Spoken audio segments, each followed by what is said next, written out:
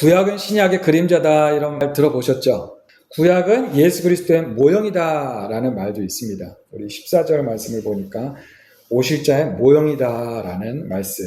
이러한 관점을 구약의 모든 말씀들이 예수 그리스도를 말씀하고 있다. 구약의 모든 말씀들이 예수 그리스도의 모형이다 라고 보는 이러한 관점을 우리는 구속사적인 관점이다 라고 합니다. 신학적인 용어로 구속사적인 관점이다. 구약의 사실 모든 이야기들이 우리 인류를 구원하시기 위한 하나님의 역사로 보는 관점, 그런 관점이 바로 이 구속사적인 관점인데, 그 모든 구약의 중심에는 누가 있다는 거예요? 예수 그리스도. 구약의 모든 이야기들이 예수 그리스도를 예표하고 있다라고 말씀하고 있는 것이죠. 그래서 우리는 그러한 관점으로 성경의 모든 이야기들을 이렇게 구속자적인 관점으로 읽고 묵상해야 하는 것입니다. 구약에 수많은 사람들이 나오죠. 정말 많은 사람들이 나오는데 우리 개혁주의 교회 입장에서는 그 모든 사람들이 구약 성경에 그렇게 기록되어 있는 것은 하나님의 구원의 계획과 분명히 관련이 있기 때문이라는 것입니다.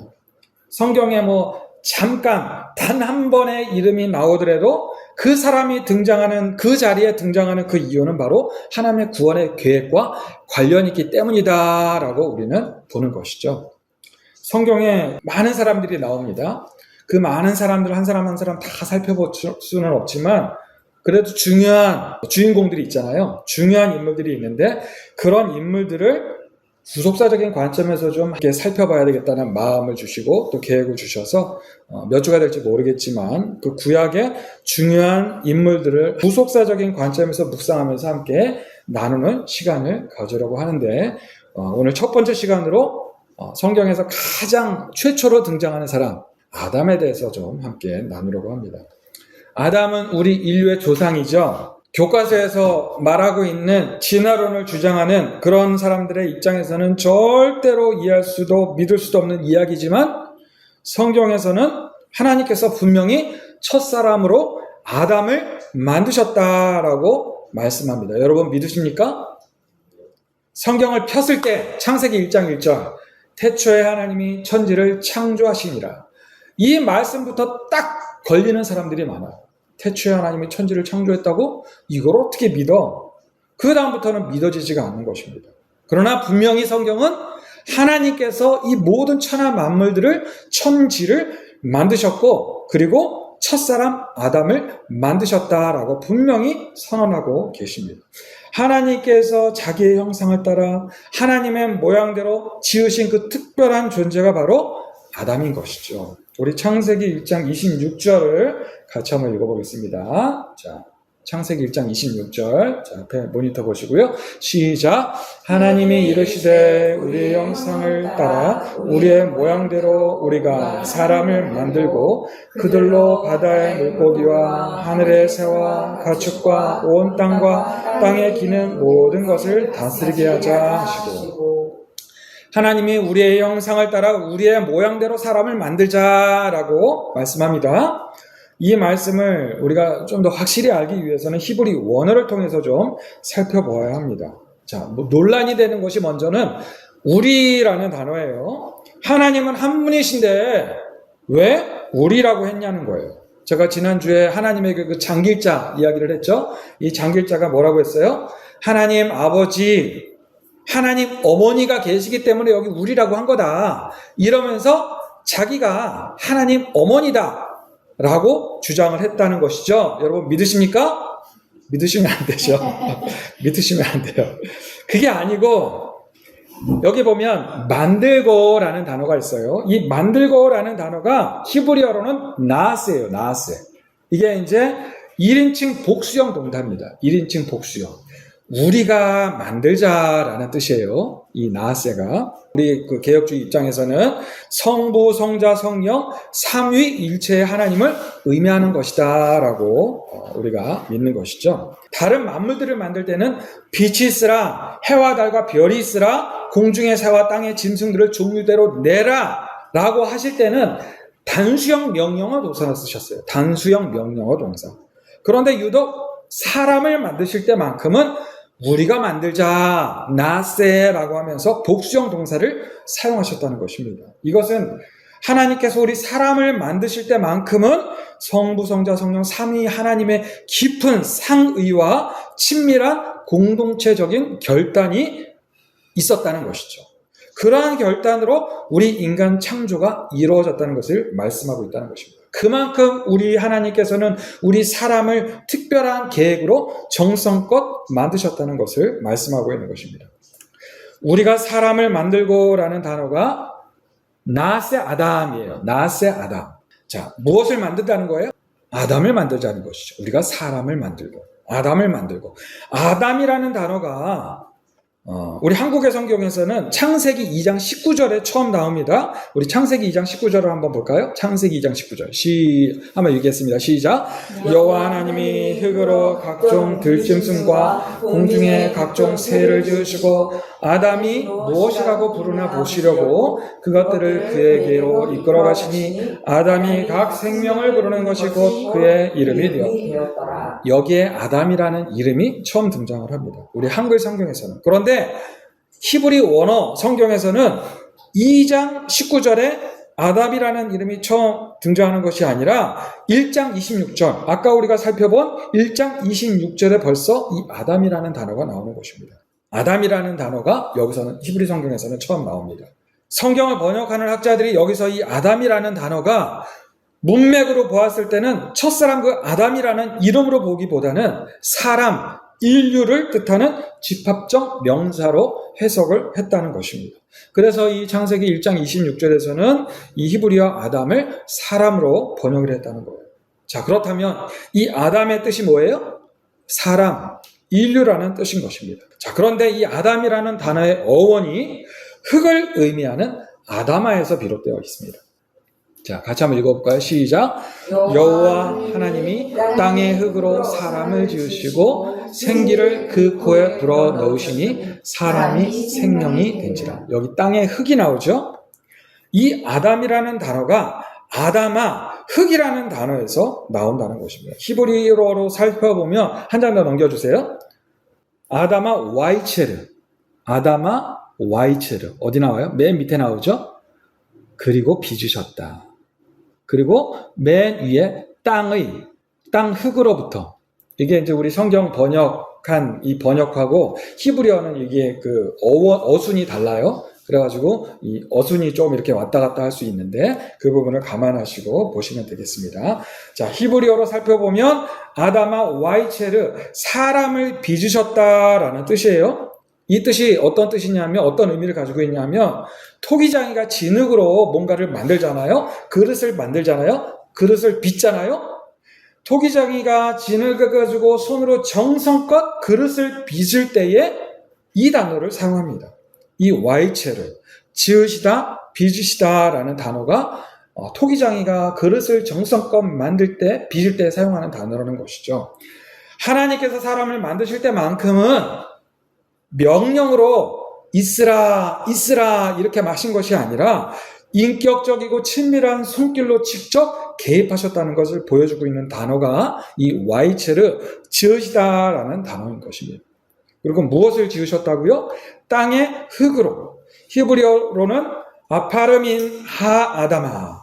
아파르가 흙을 의미합니다. 먼지 이런 뜻이 있어요. 그리고 하아다마는 땅을 뜻합니다.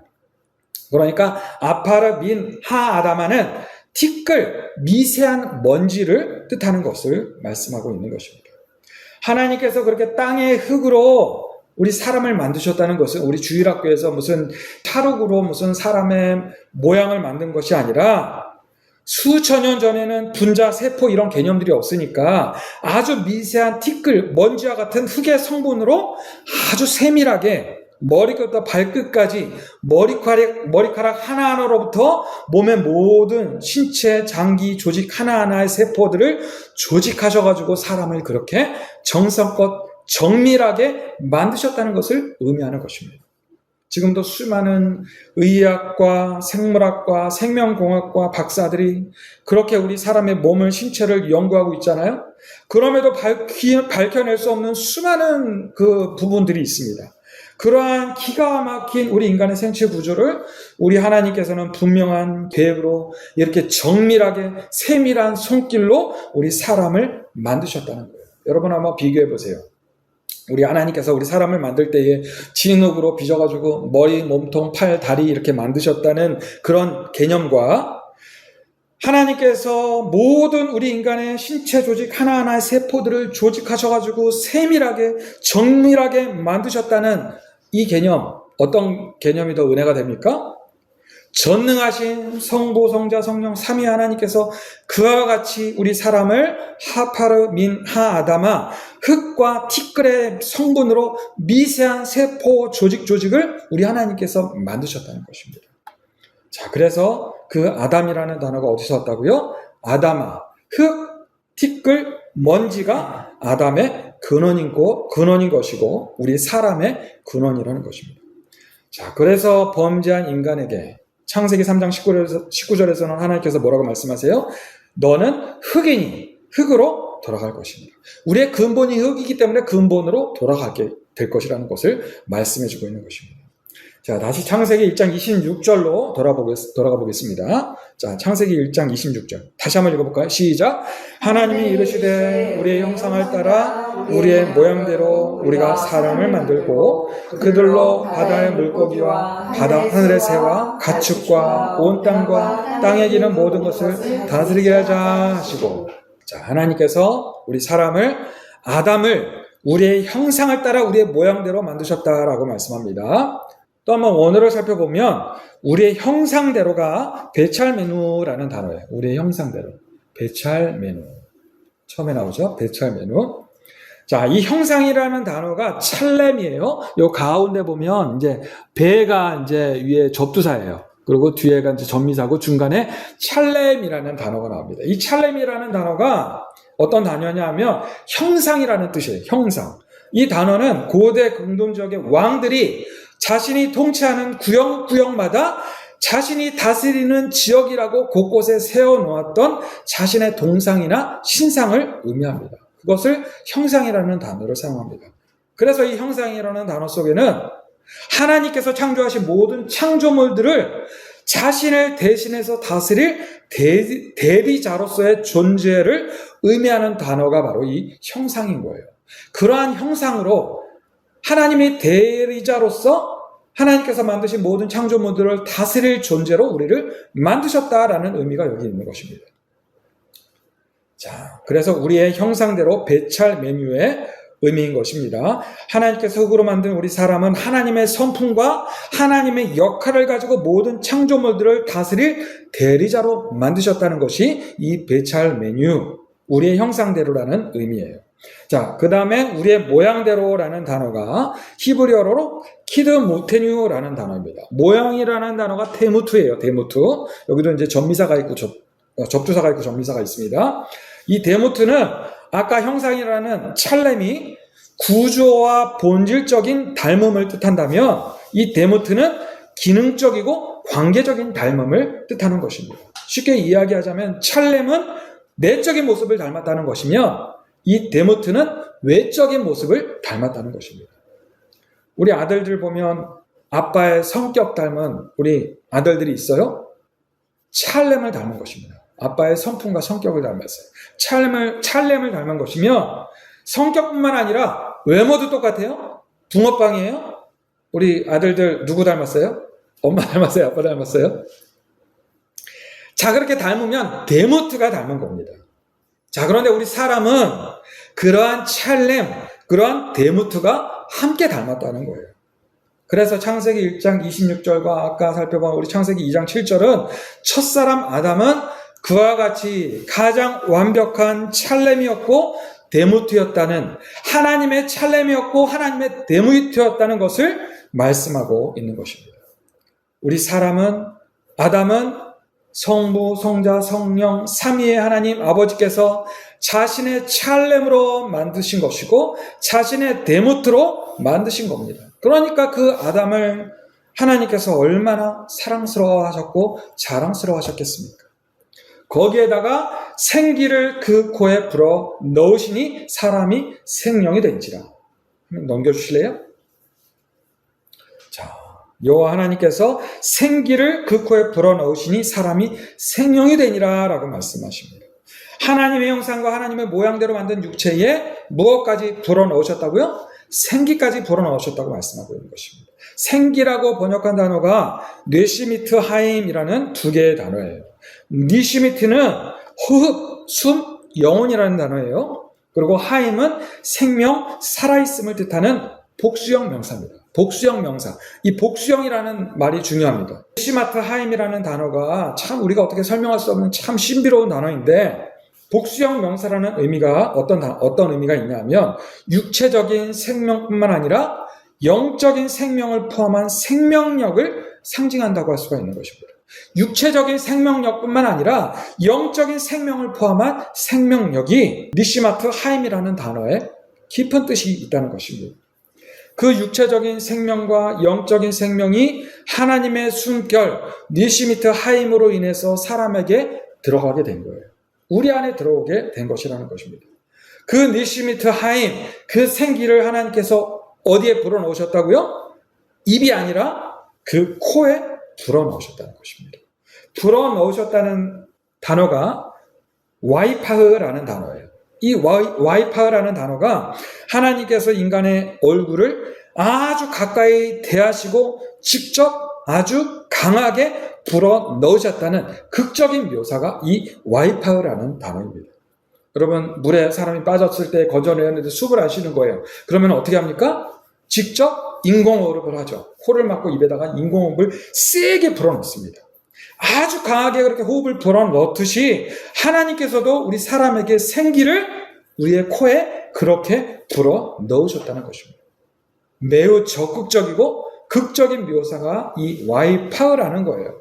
하나님께서 이렇게 흙으로 만드신 하나님의 육체에 강하게 생기를 불어 넣으셨다는 장면을 여러분 기억하시길 바랍니다. 이 장면이 나중에 또 나옵니다. 자, 그래서 사람이 생명이 되었다라고 선포합니다. 생명이 되었다. 히브리어로는 레네페시 하야. 네페시가 호흡하는 존재, 혼을 뜻하고 하야가 살아있는이라는 형용사입니다. 흙에 지나지 않았던 이 아마에게 니시마트, 생기가 결합되어서 레네페시 하야, 생명, 산 존재가 되었다는 것입니다. 아담이 생명, 살아있는 존재가 된 것은 성부, 성자, 성령, 삼위의 하나님께서 우리의 형상대로 우리의 모양을 따라 최고의 정성과 섬세한 손길로 만드셨기 때문이라는 것입니다. 자, 그렇다면 이 아담의 형상과 모양은 이미 아담의 형상과 모양을 가진 존재가 분명히 있었다는 것이죠. 아담의 형상과 모양을 가진 존재를 우리는 누구로 볼 수가 있는 것입니까? 우리 골로새서 1장 15절에서 17절 말씀을 같이 한번 읽겠습니다. 골로새서 1장 15절에서 17절. 자, 시작.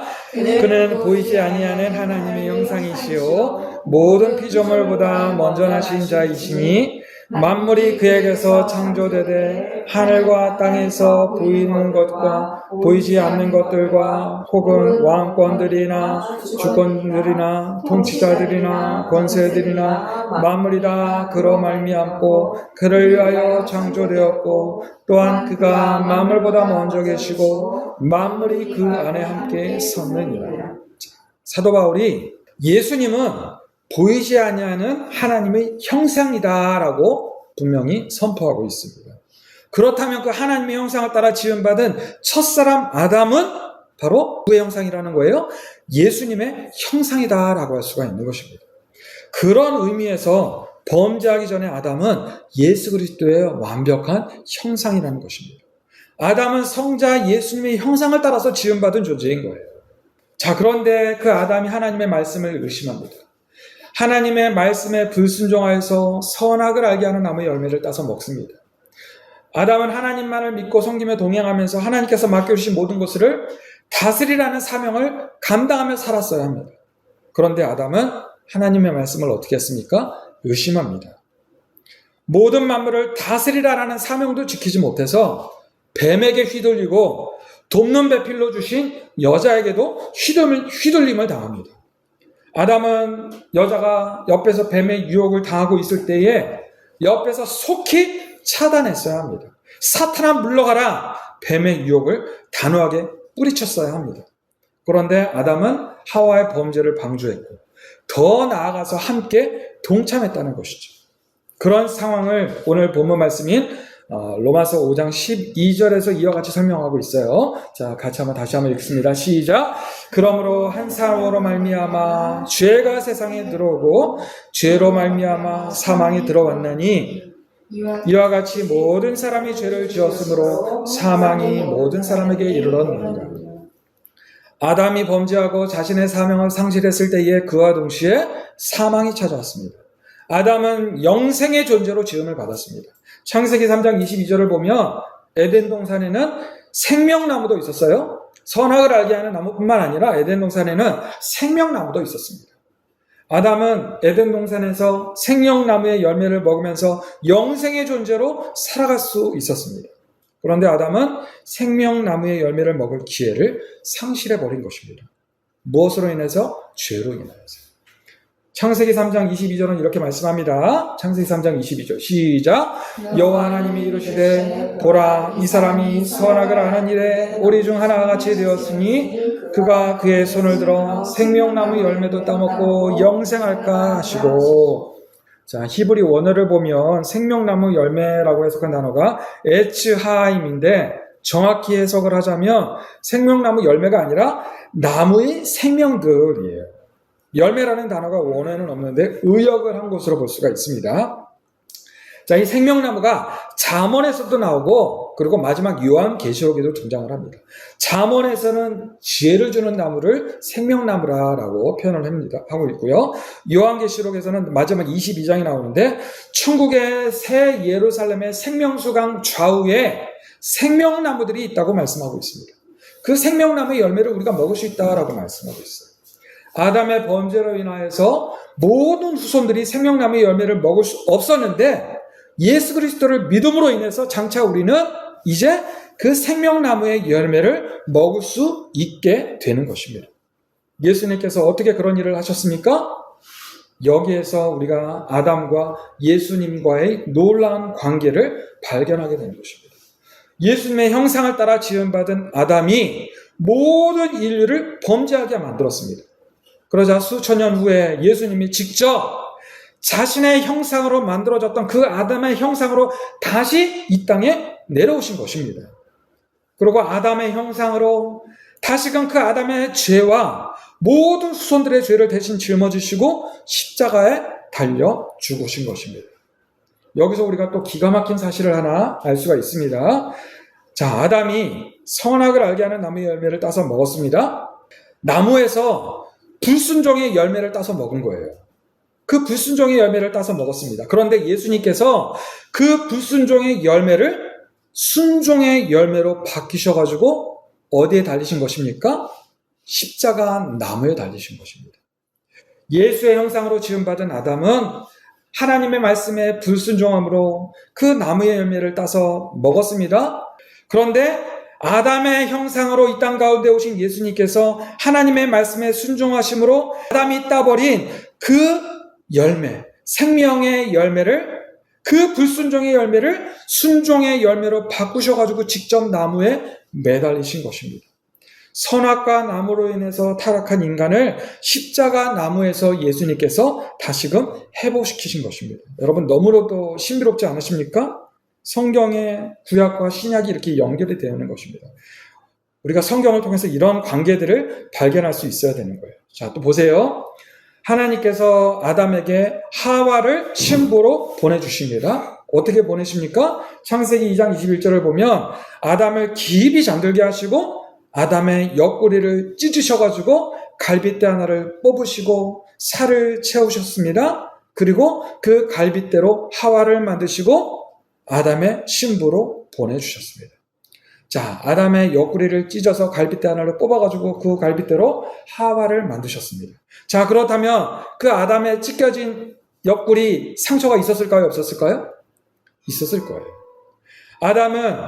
아담의 찢겨졌던 그 옆구리 상처는 아담이 죽을 때까지도 그대로 남아있었을 것이고 아담은 자신의 옆구리에 그 상처를 볼 때마다 자신의 옆구리에서 뽑은 갈빗대로 만들어진 그 하와를 보면서 이는 내 살 중에 살이요 내 뼈 중에 뼈로다 하면서 그 하와를 보면서 감탄하면서 그 하와를 정말로 사랑했을 것이라는 거예요. 자, 그런데 십자가에서 죽으신 예수님의 옆구리에도 상처가 있다는 것입니다.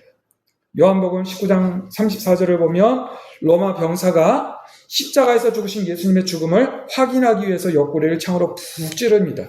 그때 그 예수님의 옆구리에서 무엇이 나왔다고 말씀해요? 물과 피가 나왔다라고 말씀합니다.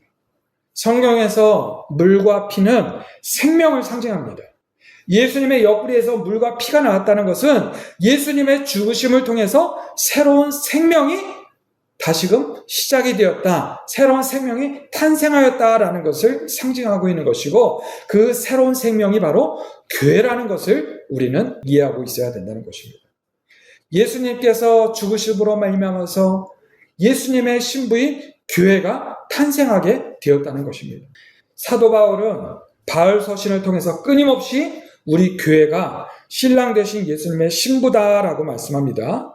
요한계시록을 보면 우리 교회가 신랑 되시는 어린 양 예수님을 맞이해야 한다라고 말씀합니다. 여러분, 우리 인류의 역사의 시작이 아담과 하와의 결혼으로부터 시작이 됩니다. 그런데 인류 역사의 종말은 예수님과 교회의 결혼으로 마무리가 되게 되는 것입니다. 마지막 때에 예수님과 우리 교회의 결혼을 요한계시록 19장을 보면 어린 양의 혼인잔치다라고 말씀하고 있는 것입니다. 자, 여러분, 이와 같이 하나님은 우리 인류의 역사를 결혼으로 시작해서 결혼으로 끝이 나게 하시는 것입니다. 이게 얼마나 놀라운 하나님의 계획입니까? 왜냐하면 하나님은 사랑이시기 때문인 것이고 그 사랑의 결정체가 바로 우리 사랑하는 하나님의 백성들의 모임인 교회의 연합이기 때문인 것입니다. 여러분 정말 놀랍지 않습니까?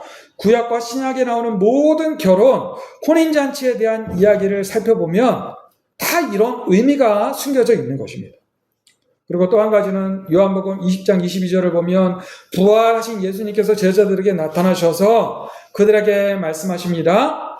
그들을 향하여 숨을 내쉬며 이르시되 성령을 받으라. 아담의 코에 하나님께서 숨을 불어 넣으셔가지고 사람이 생명이 되게 하셨어요. 그런데 범죄한 인간은 하나님의 영을 그만 상실해버렸습니다.